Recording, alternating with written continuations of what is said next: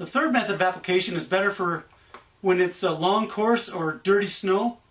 It's also not quite so common, but it's effective. And this is where you use the iron and you heat it in, and then I prefer to rotocork over that. A lot of people just finish it the way it is, but I'm going to show you the way I recommend it, which is to heat it in, let it cool, and then rotocork it. Once again, the goal is to simply get the JetStream on the base. You can use the block or the powder. For ironing, I prefer the powder because it's hard to get enough on the base of the block, and you need more JetStream on the base when you're ironing it. So I use the powder. I think a lot of people put too much on. This is adequate.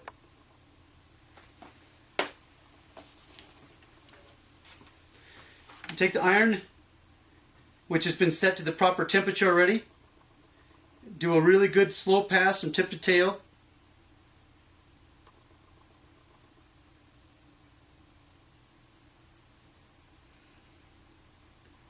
I'm going to rotocork this so it doesn't have to be a super thorough job, because I prefer to rotocork it over this. But if you're not going to rotocork it, you might want to use even more heat. What I'm referring to is the amount of black versus white that's left behind. I like this, but if I'm not going to rotocork it, there are those that would prefer having the base looking like this. But I'm going to rotocork over this, so as far as I'm concerned, this is a perfect application.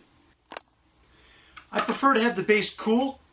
You can rotocork it while it's still hot or even warm, but I find that the results are better if you take the time to do it when it's cool. But if you're in the wax room and you're in a hurry and you got to bang her out, you can do it when it's warm too.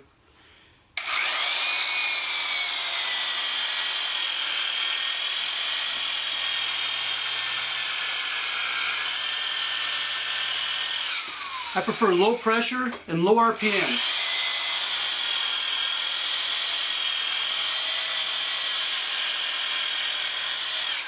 As I mentioned earlier in another video, there are those that have great success using very low pressure and high RPMs like this.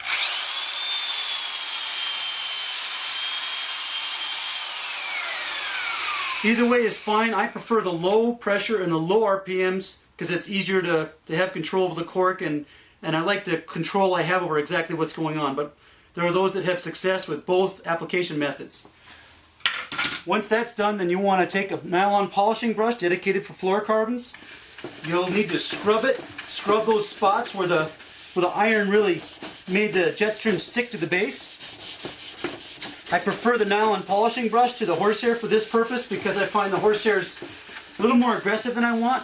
And unlike regular paraffin waxes, JetStream does not go into the base. It stays on the top of the base. And so if I'm using a more aggressive brush, I might risk taking too much off. So once I've loosened this all up and gotten the JetStream that was ironed, prevented it from sticking to the base, and I take a thermal cork,